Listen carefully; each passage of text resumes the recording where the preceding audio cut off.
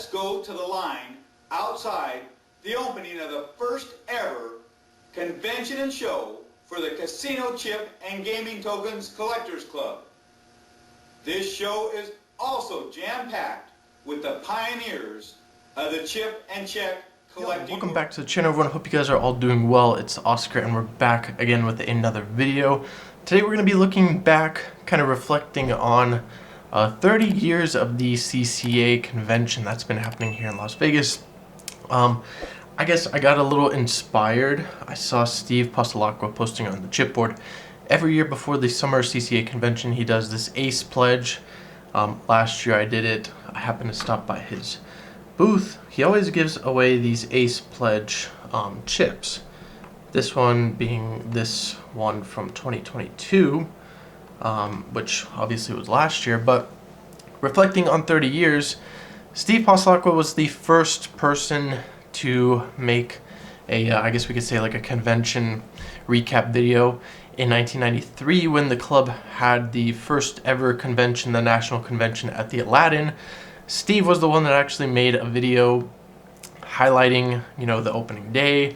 He went around to different dealers, kind of like I did. I believe it was 2 years ago. He went around, talked with all the dealers, got all their names, made a little video. Really awesome stuff. Especially in 93 when, you know, probably people, I mean, there probably were people that wanted to do it, but Steve was like the first one. I've always looked up to Steve.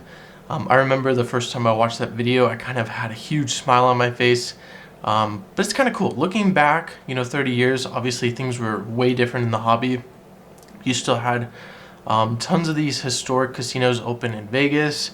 Obviously, the first convention was at the Aladdin. Then it obviously switched conventions, or the convention rooms switched throughout the years. And obviously now it's held at the South Point, which it's been held at for quite a few years now. But it's interesting looking back in that video, especially those that have been in the hobby for many years.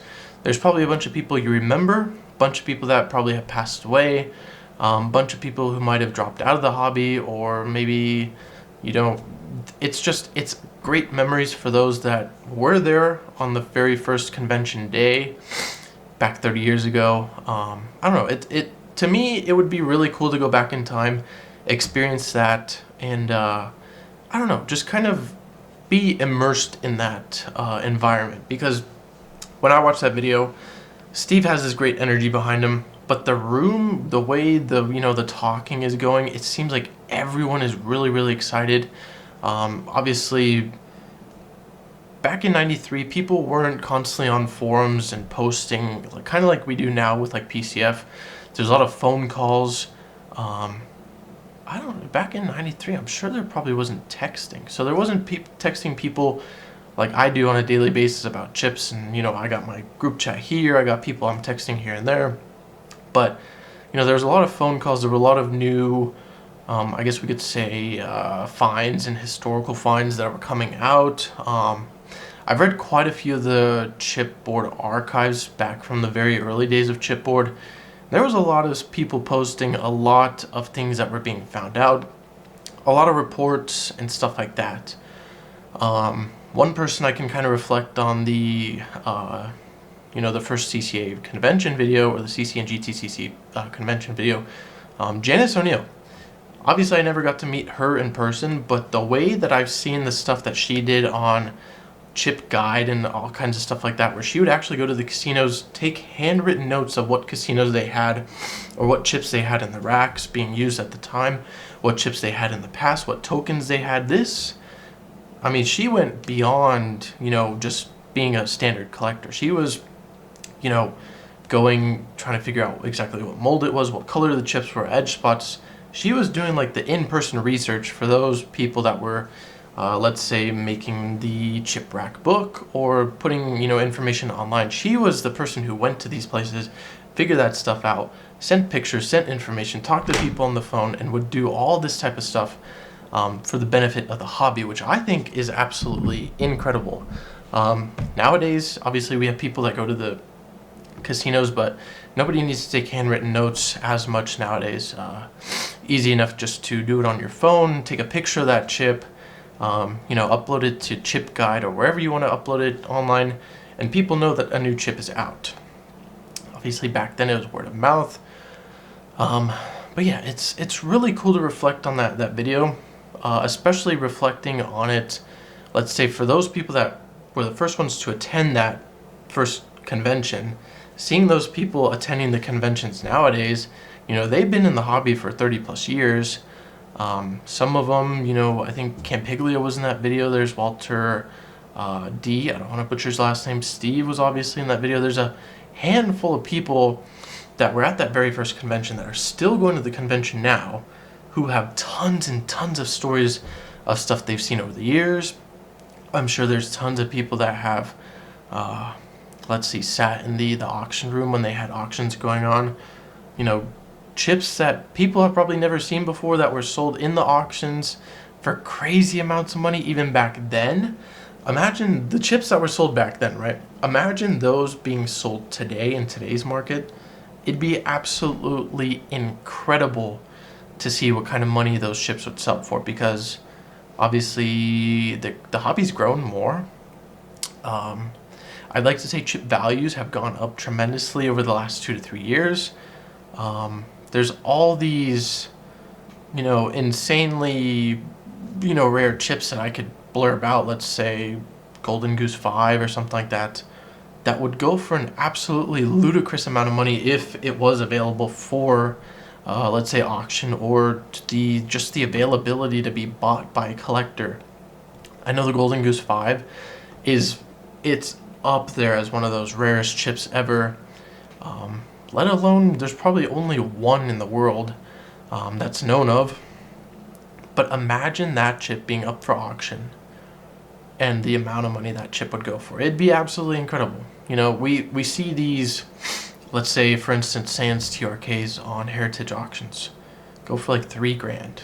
We have all these, let's say, a Sahara 5, old Dunes 5s and Dunes Hotel Building 25s and all this. There's tons of chips we can easily think of off the top of our heads that could go for a ludicrous amount of money. But imagine, let's say, the chips that were sold in the very first convention auction. Imagine they were sold nowadays. It'd be crazy to see. But I got inspired to watch Steve's convention video from '93. Reflect on 30 years. It's crazy to see how much progress the hobby has made, how many people have gone in and out, how things have changed and things haven't changed. There's tons of people who have drive for the hobby. There's tons of people who, are selling and buying and selling and doing all this. There's different people jumping in and out of the hobby. People come in, people come out. They do their thing, they have their fun, find another hobby, and the cycle just continues. But those people that have been in the hobby for 30 years, 30 plus years, it's absolutely incredible. The drive that some of these people have. They just keep going. Some of them might be off, let's say, message boards for a few weeks or so, but then they come back, and it's good to see their names. It's good to see, people doing well. It's also good to just see people at the convention itself, because, like for me, there's people at the convention I might only see a year or once a year. Some people I see a couple times a year. Some people I see 10, 15 times a year. It ultimately depends on who you are and kind of what you're doing throughout the year. But to me, I find the convention to be really fun. Last year I did a seminar, which was really cool. The whole room was basically packed. The year before, I don't remember. Was it the year before was the very first time I got to go? And I had an absolute blast. There was just so many people, who wanted to talk, who just wanted to chit chat, and it was the perfect space, to have fun, to buy chips, to talk, do your own thing, and just kind of have fun. So, 30 years, this year's going to be the 30th anniversary. I really, really hope and truly believe it's going to be an amazing convention. It'd be cool to see what is going to happen and kind of who shows up and what the turnout is, because 30 years is a huge milestone, especially for a hobby like ours. It's kind of a niche hobby in a way, but it isn't. But I do feel like we have a very you know, how do I say it? It's a unique group of people and community that we're a part of. You know, we have historians, we have collectors of singles, we have set collectors, we have people who have gone to these casinos themselves, we have people who have, you know, the list just goes on and on about, you know, what these people have done for the hobby, let alone what they've done with their lives. And it's the cool thing is you can just sit there and have a conversation. You can go from this thing to that thing to this thing, and it just goes forever, and it's awesome. So I don't know, I'm excited for this year's convention. I think it's going to be an amazing one. I don't know what I'm going to buy, but I know a majority of you watching know exactly what I'm looking for as far as TRKs go. But I don't know, every single year I try to find something really cool, and I tend to find cool stuff. Tend to help out a lot of people, which I really enjoy.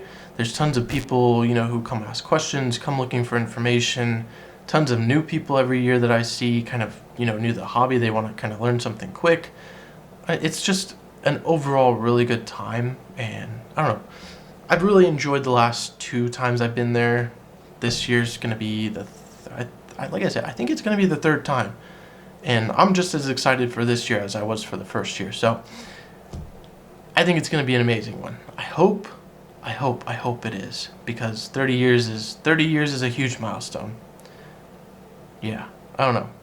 Ace Pledge, if you guys haven't taken Steve's Ace Pledge on Chipboard, go ahead and do that, because obviously you don't need to do anything. All you need to do is just say yes, you're taking the pledge, and you've taken the Ace Pledge. It's as easy as that. So I don't know. It feels cool, and it feels kind of, to me, it kind of feels like a privilege to be a part of this community. I don't know, it's cool. It's really, really, really cool. So hopefully you guys enjoyed today's video. I don't know, I'm excited for this year. I'm excited. So hopefully you guys enjoyed it. If you did, please drop a like. If you have any comments, put those down below. If you're new here, please consider subscribing, and I'll catch you guys in the next one. Peace. Ain't nobody like me. Ain't nobody like me. Ain't nobody like me.